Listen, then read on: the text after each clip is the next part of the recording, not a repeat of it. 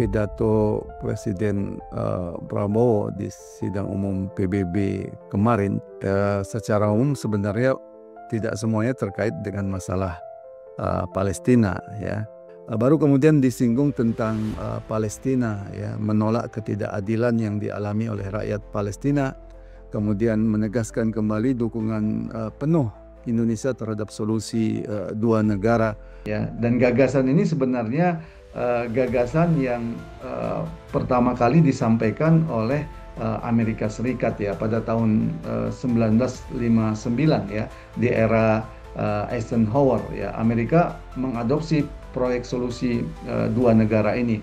Jadi bisa kita sebut bahwa solusi dua negara ini adalah proyek lama, ya, dari Amerika Serikat, ya. Namun ada beberapa pihak yang menganggap bahwa two state solution itu sesuatu yang lebih rasional, lebih realistis. Ini kenapa Ustaz masih ada pihak-pihak yang seperti itu, Ustaz? Apa Ustaz? Dan ini kan sebenarnya bentuk kelemahan dan keputusasaan, ya. Kalau kita tanya kenapa mendukung Israel, paling-paling nanti jawabannya adalah karena Israel ini didukung oleh Amerika. Kita tidak bisa berbuat apa-apa. Kenyataannya Amerika ini adalah negara besar, ya. Jadi kalau kita lihat, ya, solusi untuk menyelesaikan persoalan Palestina ini dengan menegakkan negara khilafah itu adalah solusi yang sangat-sangat rasional, ya. Dengan catatan tentu kalau kaum muslimin mau, ya, bersatu di bawah naungan khilafah ala minhajin nubuwah.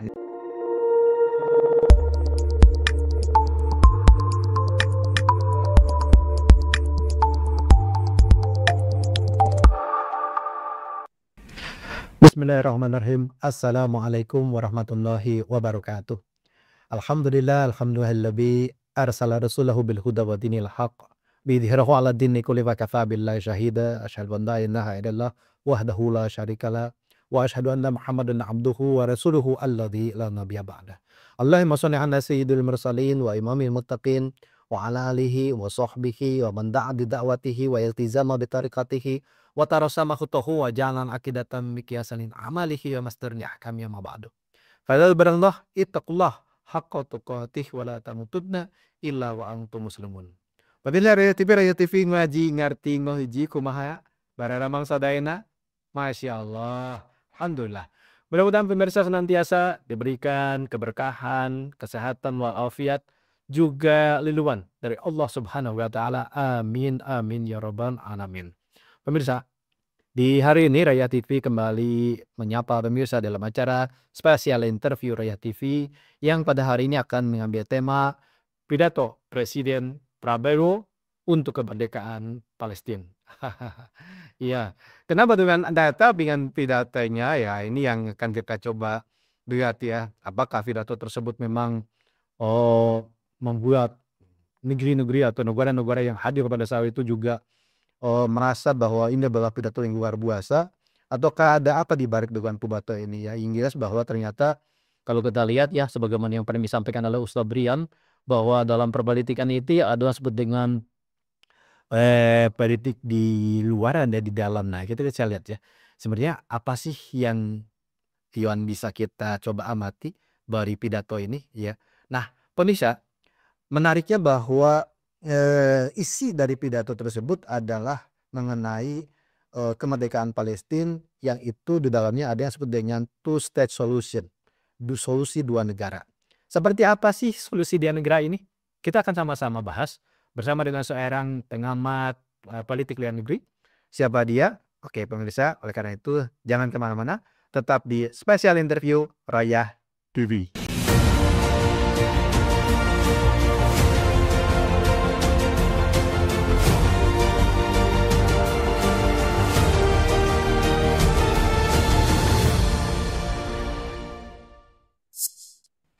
Baik, pemirsa Raya TV ngaji ngarti gaheji, jangan lupa like, comment, and share. Bahwa pada hari ini spesial interview sedang membahas tentang pidato Prabowo untuk kemerdekaan Palestina. Bersama siapa? Bersama dengan seorang pengamat luar negeri dan juga seorang pemimpin redaksi dari majalah Al-Wa'i. Beliau adalah Ustadz Farid Wadzudi. Assalamualaikum Ustadz. Waalaikumsalam. Sehat-sehat? Alhamdulillah khair. Wah, bagaimana kesibukannya? Makasih nih sudah sudah bisa hadir ya menemani omongan kami walaupun kita berjauhan jaraknya. Ustadz, ya di tengah kesibukan, alhamdulillah. Terima kasih Ustadz. Mudah-mudahan ini menjadi keberkahan buat Ustadz dan keluarga. Amin ya rabbal alamin.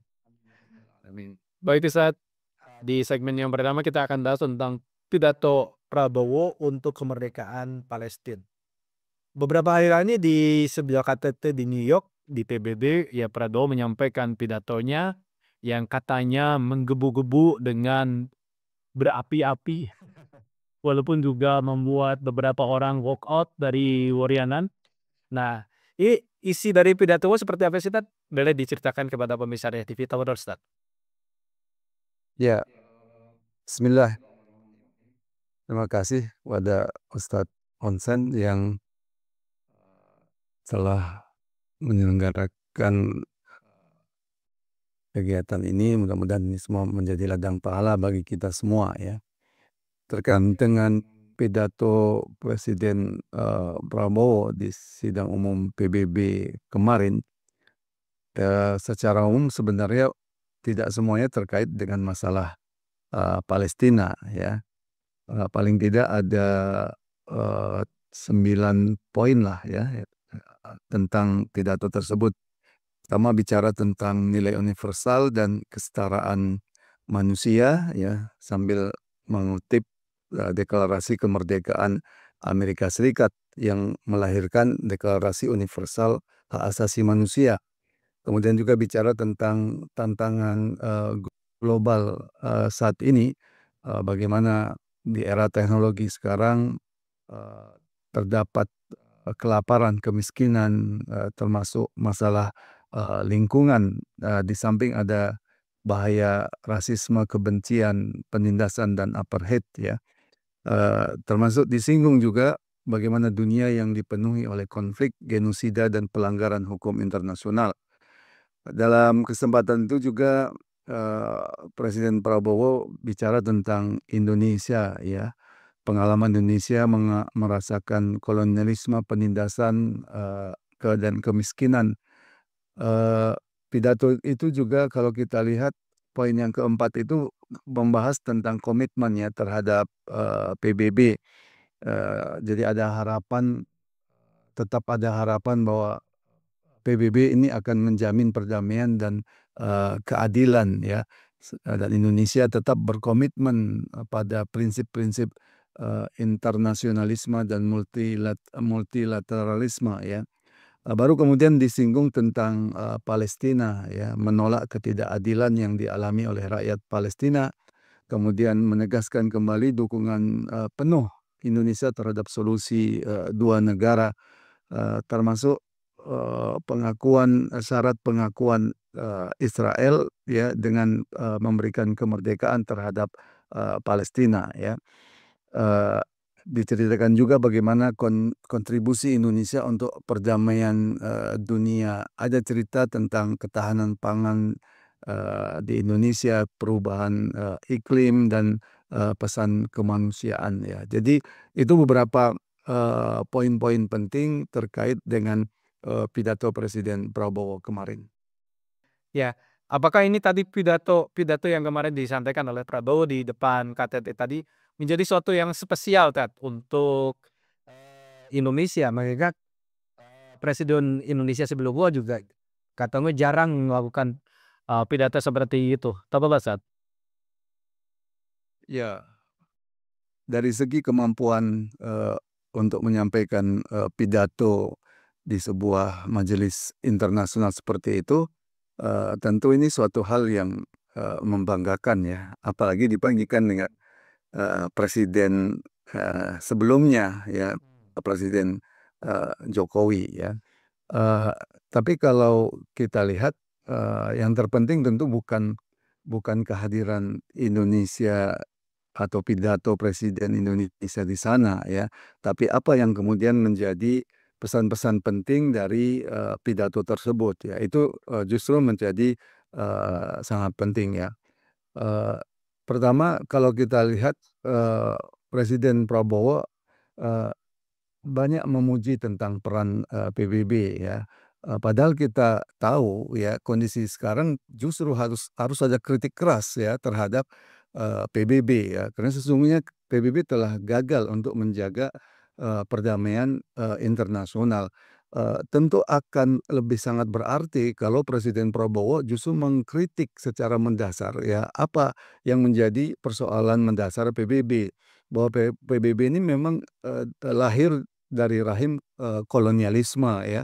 Karena PBB disetting oleh negara-negara pemenang perang pasca Perang Dunia Kedua ya, untuk membangun dunia yang ada dalam kendali mereka ya, sehingga tidak mengherankan di PBB ada hak veto yang sifatnya tetap dari 5 anggota tetap Dewan Keamanan PBB, dan ini adalah bentuk ketidakadilan yang sangat luar biasa.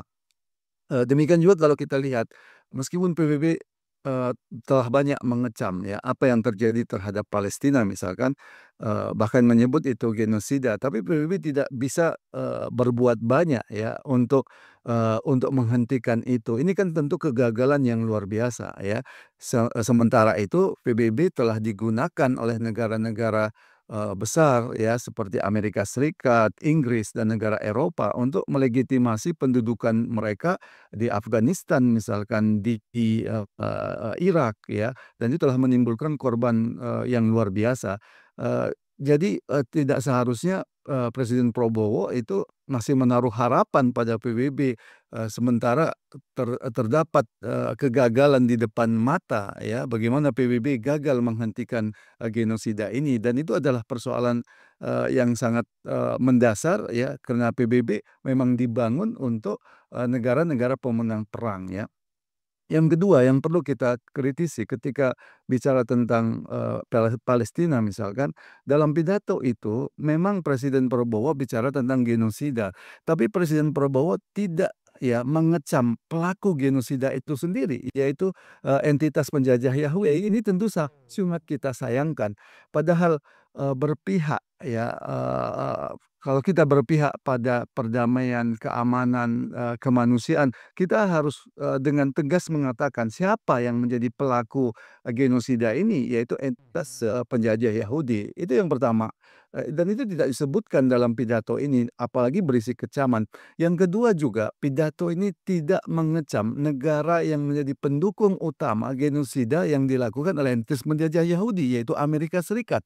Bahkan Presiden Prabowo memuji-muji Amerika Serikat dengan deklarasi Amerika Serikat dan macam-macam ya. Padahal seharusnya Presiden Prabowo itu mengecam keras Amerika ya, karena Amerika lah yang telah membuat kenapa entitas penjajah Yahudi itu dengan berani melakukan genosida, dan entitas penjajah Yahudi ini didukung penuh oleh Amerika Serikat ya. Ini menjadi kritik kita ya terhadap apa yang disampaikan oleh Presiden Prabowo kemarin ya, tidak tampak keperpihakan ya yang jelas. Jadi seolah-olah takut menyinggung Amerika, seolah-olah takut menyinggung Israel ya sebagai pelaku genosida, dan takut mengkritisi kegagalan PBB. Padahal itulah yang seharusnya dilakukan oleh Presiden Prabowo menurut saya dalam kesempatan yang cukup bagus dalam tempo yang 5 menit ya.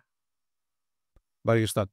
Artinya bahwa keberadaan seorang pemimpin dari sebuah negeri muslim terbesar di dunia itu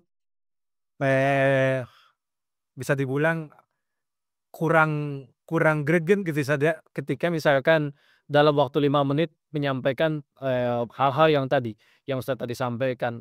Satu sisi memang beliau ada kemampuan untuk retorika di depan kata tadi, tapi sisi lain isinya tidak terlalu kurang greget untuk bisa menyampaikan aspirasi kaum muslimin. Begitu Ustadz maksudnya.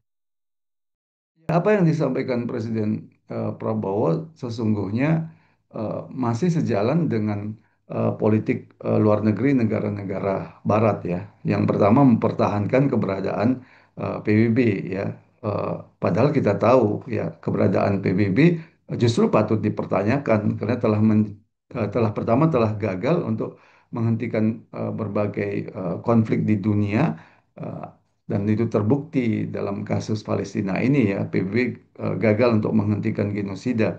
Yang kedua, PBB ini telah menjadi alat politik ya dari negara-negara Barat ya, melegitimasi pendudukan negara-negara Barat di Afghanistan, melegitimasi ke pendudukan negara-negara Barat di Irak ya. Itu tentu dengan dukungan PBB. Seharusnya kritik mendasar ini disampaikan ya, termasuk keberadaan hak veto ya yang dimiliki oleh 5 anggota tetap Dewan Keamanan PBB yang selama ini digunakan terutama oleh Amerika Serikat ya untuk eh, membatalkan setiap ya memveto setiap resolusi yang itu dianggap tidak sejalan dengan kepentingan Zionis Yahudi. Kritik ini sangat penting kalau kita bicara perdamaian dunia ya.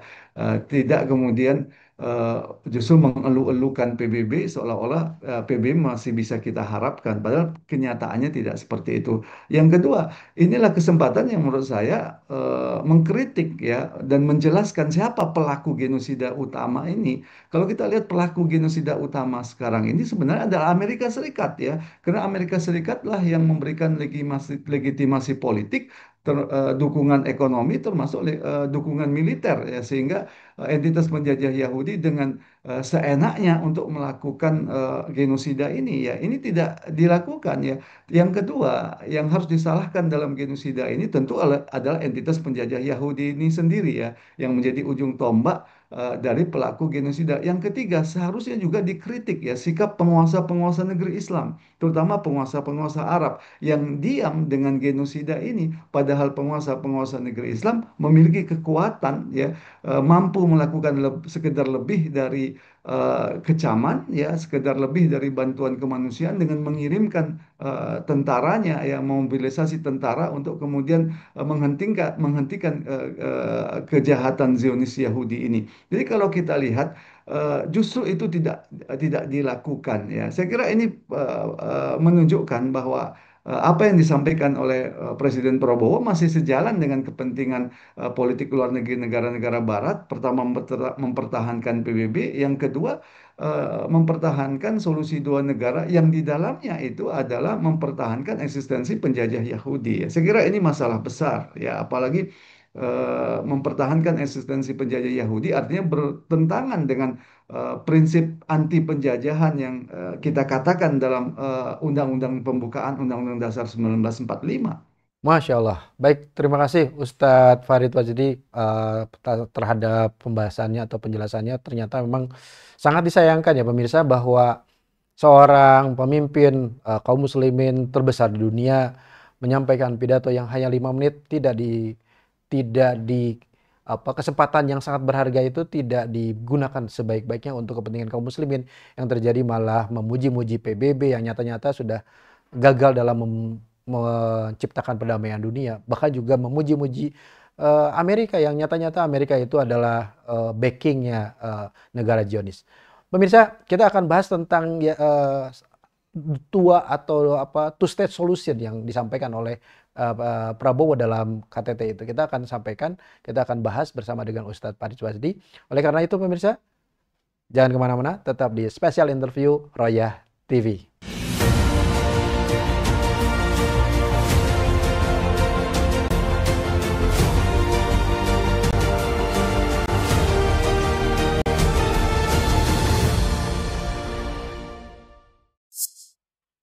Baik pemirsa Royah TV ngaji, ngerti, ngahiji. Jangan lupa like, comment, and share. Pada hari ini pemirsa dalam acara spesial interview masih membahas tentang pidato Prabowo untuk kemerdekaan Palestina. Pemirsa, tadi Ustadz Farid Wajdi sudah menyampaikan kepada kita tentang isi dari pidato Prabowo yang nyata-nyata ya tadi ya dikritik oleh Ustadz Farid Wajdi. Tapi ada yang menarik pemirsa tentang two state solution. Apa itu two state solution? Kita akan bahas bersama dengan Ustadz Farid Wajdi. Oke, Ustadz, two state solution dari sejak lama itu didengung-dengungkan sebagai solusi yang paling pas untuk Palestina. Sebetulnya apa sih two state solution itu? Apa adalah Ustadz? Ya, pertama kalau bicara tentang two state solution ya, eh, apa yang disampaikan oleh Presiden Prabowo kemarin dalam eh, sidang Majelis Umum ya, Perserikatan Bangsa-Bangsa atau PBB, eh, itu tidak secara khusus ya membahas two state solution. Jadi itu sebelumnya Presiden Prabowo juga bicara lebih panjang lebar ya dalam KTT ya, dalam forum konferensi tingkat tinggi Perserikatan Bangsa-Bangsa atau KTT PBB ya. Yang ini secara khusus memang membahas tentang soal solusi dua negara ya, eh, untuk Palestina dan Israel yang disiarkan PBB lewat situs web dan kanal YouTube-nya ya. Sidang KTT ini sendiri dipimpin oleh Presiden Prancis dan Menteri Luar Negeri Saudi. Nah, dalam forum ini ya, Presiden Prabowo lebih banyak menjelaskan tentang solusi dua negara ini ya. Ada hal yang menarik dalam solusi dua negara yang disampaikan oleh Presiden Prabowo ya di PBB. Pertama, Presiden Prabowo tentu mengatakan solusi dua negara ini adalah satu-satunya solusi untuk perdamaian ya. Yang kedua, Presiden Prabowo juga menyatakan bahwa pengakuan negara Israel itu mensyaratkan ya pemberian kemerdekaan terhadap Palestina. Bahkan Presiden Prabowo menyatakan akan siap menjaga keamanan entitas penjajah Yahudi ini. Tentu ini adalah sangat-sangat persoalan ya. Pertama, kalau kita lihat solusi dua negara ini sederhananya adalah eh, bahwa di Palestina itu ada dua negara ya, yaitu negara Israel dan negara Palestina ya. Dan gagasan ini sebenarnya gagasan yang pertama kali disampaikan oleh Amerika Serikat ya pada tahun 1959 ya, di era Eisenhower ya. Amerika mengadopsi proyek solusi dua negara ini. Ini bertentangan dengan Inggris ya. Inggris sebaliknya menawarkan untuk Palestina itu model negara sekuler Palestina ya. Jadi mirip Lebanon ya. Negaranya satu ya, tapi di dalamnya ada Palestina dan Israel ya. Sementara Amerika justru mengadopsi adanya dua negara, yaitu Palestina, negara Palestina dan negara Israel. Jadi bisa kita sebut bahwa solusi dua negara ini adalah proyek lama ya dari Amerika Serikat ya. Itu yang pertama. Yang kedua, kalau kita bicara apa yang menjadi kritik kita terhadap solusi dua negara ini, pertama solusi dua negara ini meskipun mensyaratkan ya pengakuan terhadap kemerdekaan Palestina, berarti mengakui penjajahan entitas penjajah Yahudi ya. Di sini justru persoalan mendasarnya ya, yaitu pengakuan entitas penjajah Yahudi ini. Seharusnya penjajahan ya itu tidak boleh diakui dengan syarat apapun ya, karena penjajahan itu adalah kejahatan ya, dan ini diakui oleh Indonesia dalam prinsip-prinsip politik luar negerinya yang mengatakan bahwa penjajahan itu adalah musuh perdamaian, dan Indonesia sejak awal mengatakan bahwa politik luar negerinya berbasis pada anti penjajahan ya. Lantas bagaimana bisa diterima solusi dua negara ini ya? Karena solusi dua negara ini berarti ya menerima keberadaan entitas penjajah Yahudi ya. Ini menjadi kritik mendasar tentang solusi dua negara ini. Yang ketiga ya, solusi dua negara ini berarti ketika melegitimasi ya keberadaan penjajahan Yahudi, berarti juga melegitimasi kebijakan-kebijakan yang selama ini ya dilakukan oleh entitas penjajah Yahudi ya. Karena apa yang dilakukan oleh entitas penjajah Yahudi ini melakukan genosida ya, ketika mereka memposisikan diri mereka sebagai sebuah negara yang sah ya, dengan alasan pertahanan ya, dengan alasan serangan sebelum diserang ya. Jadi ketika Israel diakui sebagai sebuah negara, itu berarti akan memperkuat legitimasi yang mereka lakukan selama ini, yaitu melakukan genosida ya. Jadi alih-alih ini akan menghentikan genosida, tapi akan justru memberikan legitimasi kuat terhadap kejahatan-kejahatan Yahudi di masa yang akan datang ya. Itu yang poin yang penting. Poin penting yang lain, kalau kita bicara tentang atau kalaupun ada negara Palestina ya dalam solusi dua negara ini, tentu adalah negara Palestina yang sangat lemah ya, karena sejak awal ya negara Palestina yang dibangun itu adalah negara Palestina yang tidak mengancam ya eksistensi penjajah Yahudi ya, karena penjajah Yahudi ini eksistensinya dianggap sebagai suatu harga mati ya. Karena itu, negara Palestina yang dibangun ke depan, kalaupun itu ada, adalah negara Palestina yang lemah ya. Apalagi kalau kita lihat ya secara geografis ya, kita bisa bayangkan bagaimana wujud sebuah negara ya yang di situ hanya ada tepi barat ya, hanya ada tepi barat dan Gaza ya. Jadi kalau kita lihat ya luas total tepi barat dan Gaza sekarang itu lebih kurang 6.000 kilometer persegi ya. Artinya 9 kali lebih besar dari Jakarta atau lebih kurang sama luasnya dengan apa namanya dengan Bali ya, sama luasnya dengan Bali ya.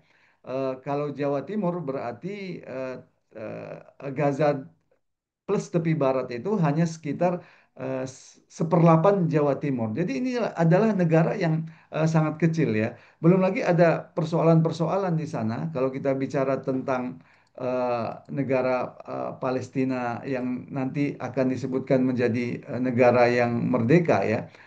Di samping luasnya yang sangat kecil ya, ada fragmentasi wilayah ya. Jadi Gaza dan tepi barat itu tidak menyatu ya. Dan itu memang didesain oleh entitas penjajah Yahudi itu seperti itu ya.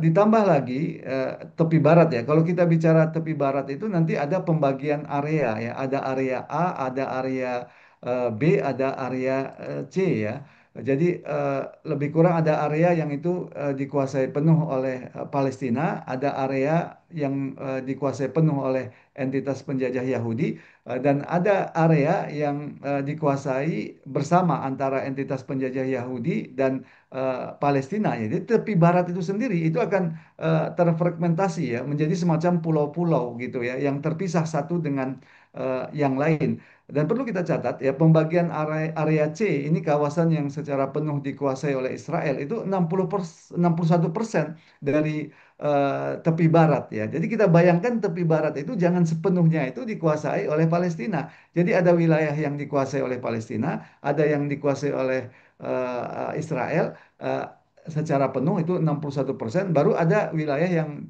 gabungan dikuasai oleh Palestina dan Israel ya. Jadi kita bisa bayangkan dengan geografis seperti itu ya, terbayang bagaimana negara Palestina yang disebut negara Palestina yang merdeka itu ya.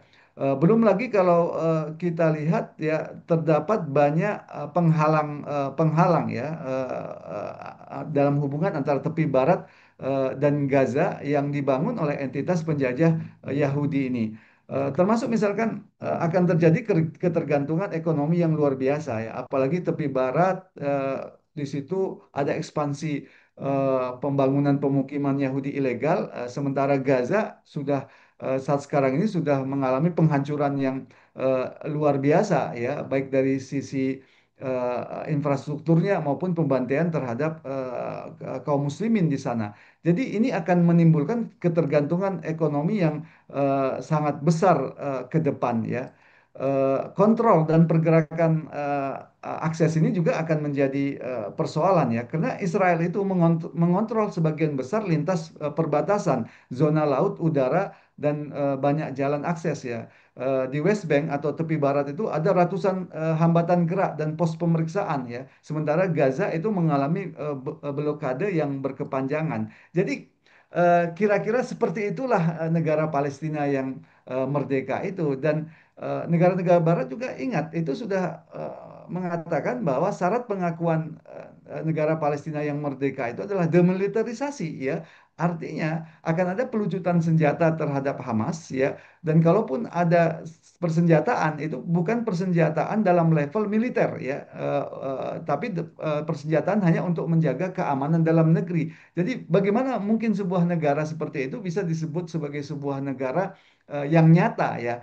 Apa yang saya ingin katakan ya, kalaupun solusi dua negara itu ada, tapi negara Palestina yang ada itu adalah adalah negara Palestina yang sangat-sangat lemah. Ya itu yang perlu kita kritisi. Yang ketiga juga harus kita perhatikan sampai sekarang ini ya Israel tidak pernah menyetujui ya solusi dua negara ini. Israel telah tetap konsisten dengan mengatakan bahwa mereka adalah satu-satunya negara ya. Jadi bisa disebut solusi dua negara ini adalah solusi yang semu di samping lemah dan semata-mata semacam politik pencitraan dari negara-negara Barat ya, dan di situ ada prinsip tidak keadilan yang luar biasa ya, bagaimana Hamas atau Palestina itu diminta melakukan demilitarisasi, artinya melucuti persenjataannya, sementara Israel sebagai sebuah entitas yang selama ini justru melakukan pembantaian atau genosida yang didukung oleh militer yang kuat, itu tidak diminta untuk melakukan demilitarisasi. Jadi perdamaian seperti apa yang terbayang dengan solusi dua negara ini? Saya kira itu catatannya. Baik Ustadz, luar biasa pembahasannya. Jadi kalau saya coba tadi tangkap apa yang disampaikan oleh Ustadz, sungguh sangat sangat tidak realistis atau bahkan juga mengkhawatirkan kalau two state solution itu dipraktekkan. Namun Ustadz, ada beberapa pihak yang menganggap bahwa two state solution itu sesuatu yang lebih rasional, lebih realistis. Ini kenapa Ustadz masih ada pihak-pihak yang seperti itu Ustadz? Tafadhol Ustadz. Ya, pertama memang kalau kita lihat itu bisa jadi karena tidak tergambar ya bagaimana menyelesaikan persoalan Palestina ini, eh, Iya. melihat dukungan yang besar dari Amerika Serikat dan negara-negara Barat terhadap keberadaan entitas penjajah Yahudi gitu ya.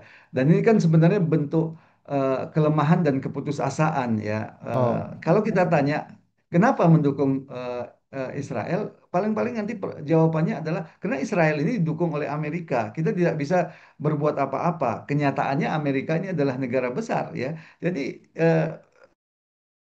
itu merupakan cerminan keputusasaan ya. Jadi dan tidak tergambar bagaimana menghadapi Amerika sebagai sebuah negara besar. Itu yang pertama.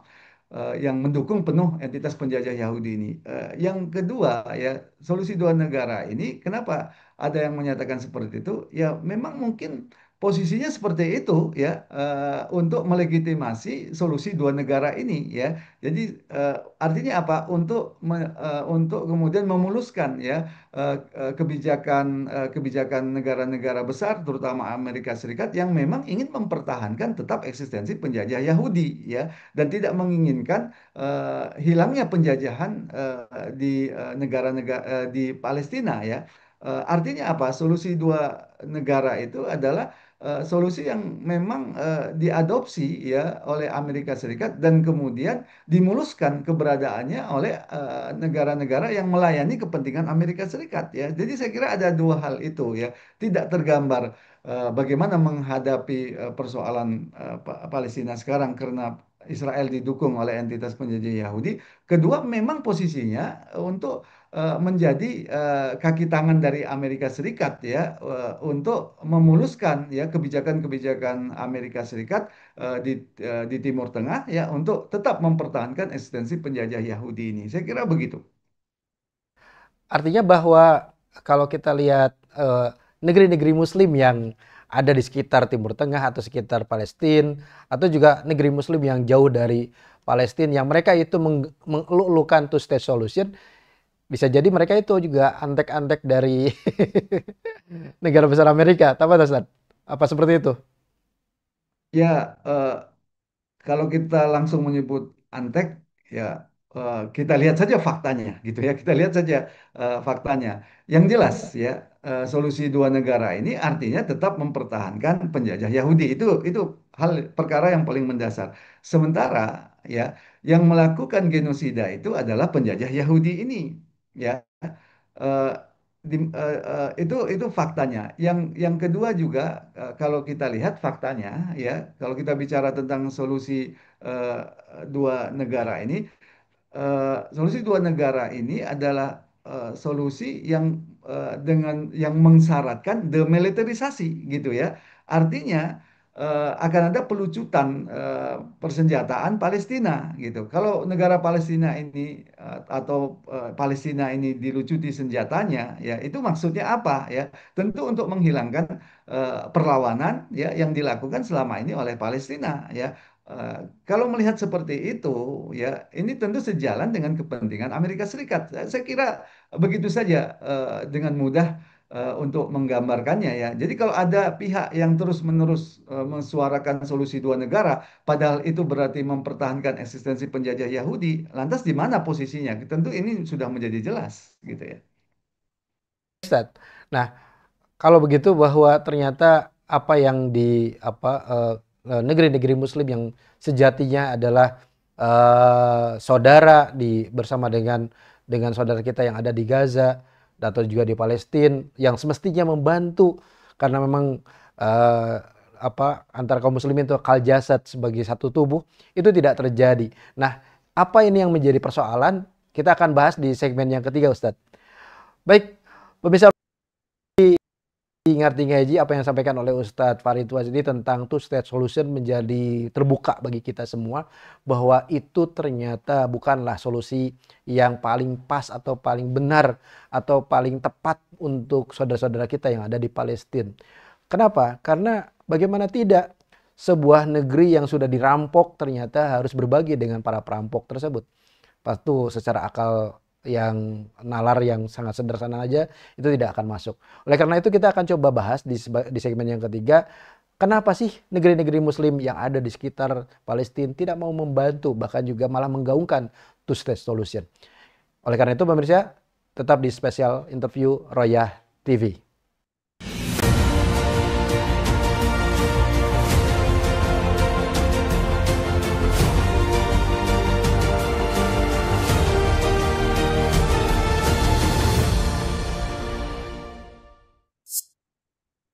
Baik, pemirsa Royah TV ngaji ngerti ngaji, jangan lupa like, comment, and share. Hari ini kita sedang membahas tentang spesial interview Royah TV dalam tema pidato Presiden Prabowo untuk kemerdekaan Palestina.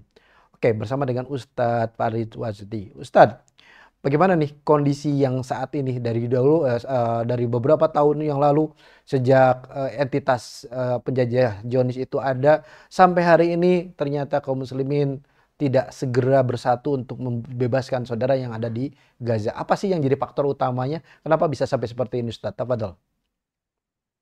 Ya, untuk memahami hal itu, tentu kita perlu memperhatikan apa yang sebenarnya menjadi persoalan utama dari Palestina ini ya.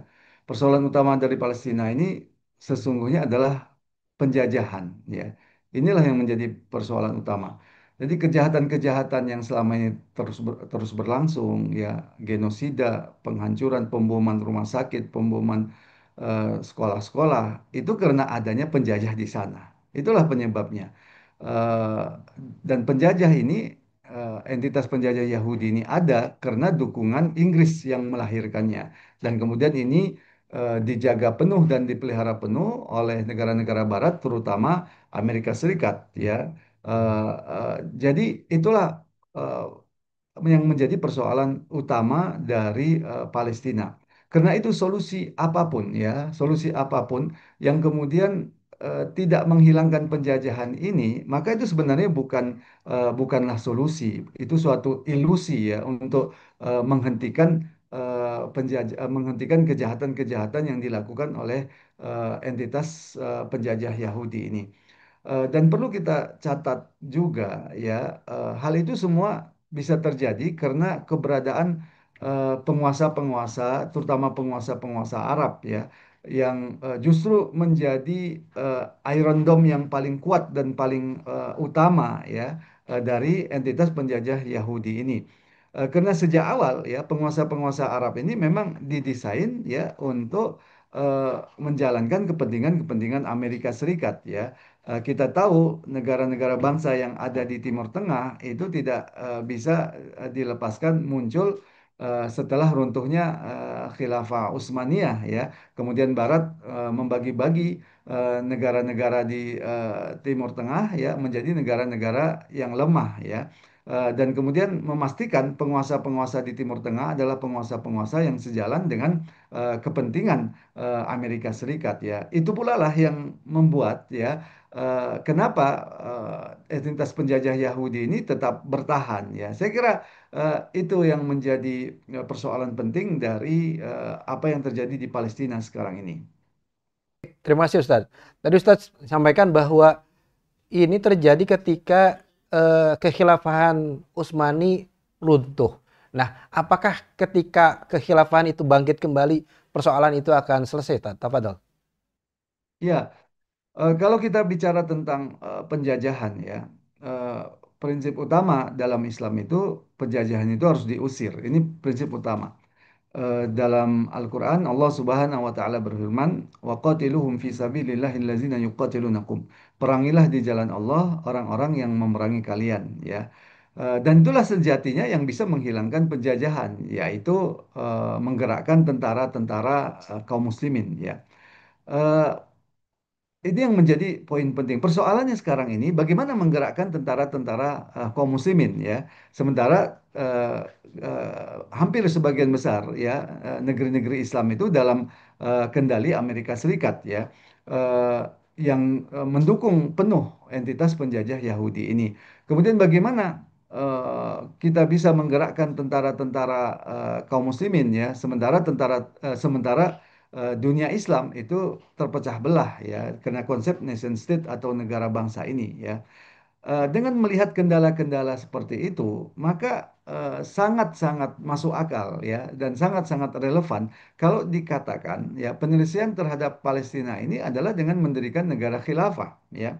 Kenapa dengan pendirian negara khilafah ala minhajin nubuwah ya? Yang pertama akan bisa dilakukan mobilisasi tentara ya karena negara khilafah adalah negara yang akan menyatukan kaum muslimin di seluruh dunia ya.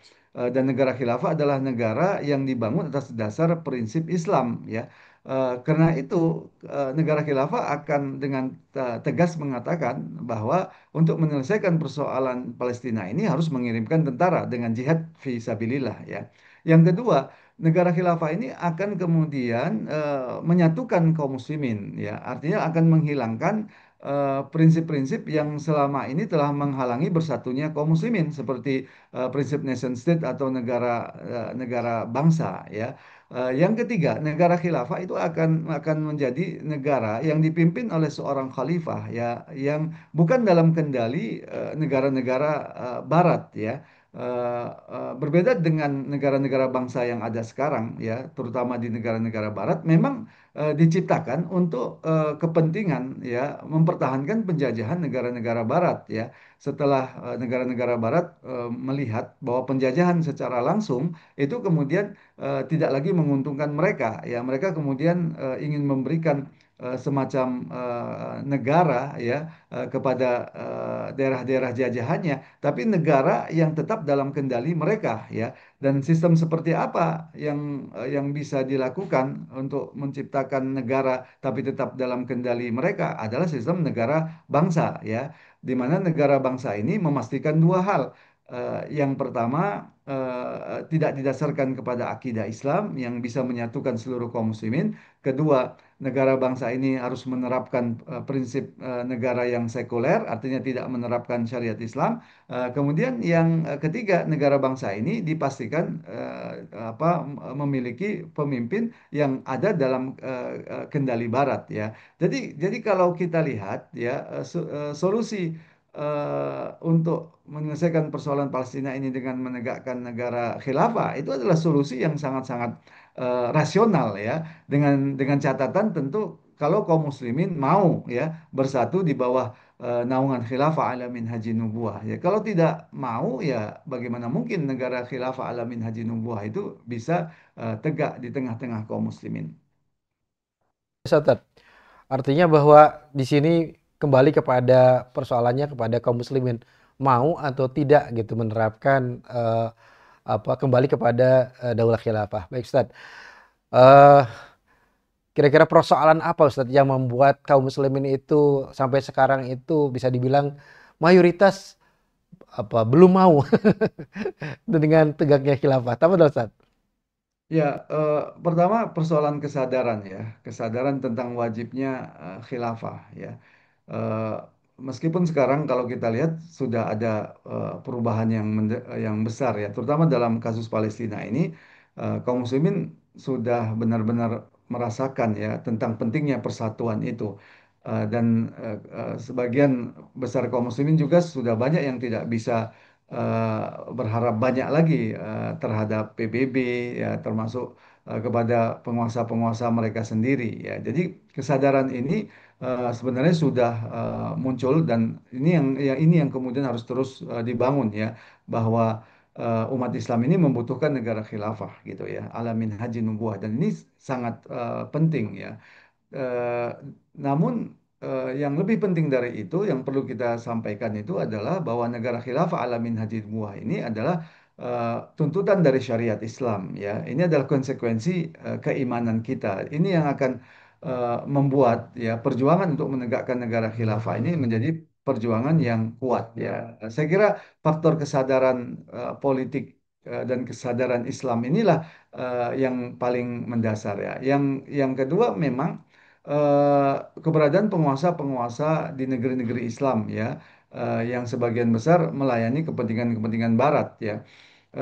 Dan hampir di semua negeri-negeri Islam ya itu kemudian berusaha mencegah ya adanya keinginan kaum muslimin untuk menegakkan negara yang didasarkan pada syariat Islam ya, untuk membangun kembali negara khilafah ya alamin haji nubuah. Maka tidak mengherankan terutama di negara-negara Arab ya, penguasa-penguasa negeri-negeri Islam itu sangat keras ya terhadap perjuangan kaum muslimin untuk menegakkan negara khilafah ala minhaji nubuwah yang itu akan mengancam eksistensi penjajah Yahudi ya. Saya kira dua faktor ini menjadi faktor yang sangat mendasar ya. Kenapa kemudian ketidakmauan di tengah-tengah kaum muslimin ini belum begitu besar ya. Tapi kita yakin ya dengan dakwah Islam ya, dengan terus-menerus menyerukan kewajiban khilafah ala minhaji nubuwah ini disertai dengan bukti-bukti ya bagaimana kejahatan dan pengkhianatan dari penguasa-penguasa negeri Islam yang melayani kepentingan-kepentingan negara-negara Barat ya, ini akan semakin memperkuat ya dukungan terhadap negara khilafah alamin haji nubuah ini. Apalagi ya munculnya kembalinya negara khilafah alamin haji nubuah ini sesungguhnya merupakan wa'dullah, sesungguhnya merupakan janji Allah Subhanahu wa taala dan busra Rasulillah, dan merupakan kabar gembira ya dari Rasulullah Sallallahu Alaihi Wasallam, di mana Rasulullah SAW menggambarkan bahwa di tengah-tengah kaum muslimin nanti akan kembali khilafah ala minhaji nubuwah ya, summa takunu khilafah ala minhaji nubuwah. Ini adalah kabar gembira dari Rasulullah. Artinya apa? Keberadaan khilafah ala minhaji nubuwah itu adalah suatu kepastian ya, yang tidak bisa ditentang oleh siapapun, yang tidak bisa dihalangi oleh siapapun. Tinggal kita berperan di mana gitu ya. Apakah kita menjadi bagian dari penghalang ya tegaknya negara khilafah, walaupun itu tidak mungkin berhasil, atau kita menjadi bagian dari pihak yang memperjuangkan tegaknya negara khilafah ala minhaji nubuwah ini, sehingga kita mendapatkan pahala besar dari Allah Subhanahu wa taala. Nah, saya kira tinggal itu pembagian perannya itu. Baik Ustadz, luar biasa, Masya Allah. Luar biasa Ustadz, terima kasih. Kita sudah sampai ke ujung acara. Ustadz, mohon memberikan closing statement-nya kepada pemirsa Roya TV. Tafadhol Ustadz. Ya, saya berusaha menyimpulkan ya. Pertama, solusi dua negara adalah solusi yang bertentangan dengan syariat Islam, berarti pengakuan terhadap keberadaan penjajahan. Sementara berdasarkan prinsip syariat Islam, penjajahan itu bukan diakui tapi diperangi ya. Wa qatilu fi sabilillahil ladzina yuqatilunakum. Yang kedua, solusi dua negara ini berarti pengakuan terhadap penjajah itu sendiri dan melegitimasi keberadaan penjajah itu sendiri. Jadi solusi dua negara alih-alih akan menyelesaikan persoalan, tapi justru akan memperkuat legitimasi terhadap penjajahan ya, karena masalah Palestina ini sesungguhnya adalah masalah penjajahan. Yang ketiga, untuk menyelesaikan masalah ini, umat Islam perlu bersatu, perlu menggerakkan tentara-tentara kaum muslimin dan menghilangkan ya segala penghalang-penghalang yang menyatukan kaum muslimin. Disitulah umat Islam membutuhkan khilafah ala minhajin nubuwah ya, suatu negara yang didasarkan pada syariat Islam yang akan menyatukan kaum muslimin, yang akan menerapkan syariat Islam dan akan menggerakkan tentara-tentara kaum muslimin untuk membebaskan negeri-negeri Islam. Yang terakhir, tegaknya kembali negara khilafah itu tidak bisa dibendung oleh siapapun, ya tidak bisa dibendung oleh siapapun, termasuk yang memusuhi kaum muslimin, memusuhi pejuang-pejuang yang ingin menegakkan negara khilafah, ya alamin haji nubuah. Karena tegaknya negara khilafah alamin haji nubuah ini merupakan wa'dullah, janji Allah Subhanahu wa taala, dan kabar gembira dari Rasulullah Sallallahu alaihi wasallam, dan janji Allah pasti benar, ya. Saya kira itu. Terima kasih Ustadz Farid Wasdi, pemirsa Royah TV ngaji ngerti ngaji, luar biasa apa yang disampaikan oleh Ustadz Farid Wasdi. Intinya bahwa kita setelah mendengarkan pidato dari Prabowo di KTT itu semakin yakin bahwa hanya dengan khilafah ala minhajul nubuwah kaum muslimin bisa menyelesaikan persoalan Palestina. Dan tadi yang disampaikan oleh Ustadz Farid bahwa khilafah ala minhajul nubuwah adalah wa'dullah, janji Allah. Sebagaimana terbitnya matahari besok, siapa yang akan bisa menentangnya? Siapa yang bisa menahannya? Tidak ada. Dan itu adalah janji Allah. Pasti akan terjadi. Tinggal persoalannya bagaimana dengan kita? Apakah kita menjadi penonton ataukah kita menjadi bagian dari orang-orang yang memperjuangkannya? Oleh karena itu pemirsa, silakan share. Ya, ini video luar biasa. Ya, sangat mengedukasi, sangat luar biasa. Silakan di-share menjadi amal soleh bagi kita semua, menjadi satu bagian dari kita semua untuk perjuangan demi tegaknya khilafah ala minhajul nubuwah. Baik, Ustadz Farid Wasdi, terima kasih atas waktunya. Jazakumullah khair. Ya, mudah-mudahan menjadi keberkahan buat Ustadz dan keluarga. Baik. Amin ya rabbal alamin. Baik, kita pemirsa, kita tutup dengan doa kifaratul majelis. Subhanakallahumma bihamdika asyhadu an la ilaha illa anta astaghfiruka wa atubu ilaik. Saya Ponsensi Prawito bersama dengan kerabat kerja Royah TV mohon undur diri. Kita ketemu lagi dalam acara spesial interview Royah TV yang akan datang. Assalamualaikum warahmatullahi wabarakatuh. Waalaikumsalam warahmatullahi wabarakatuh.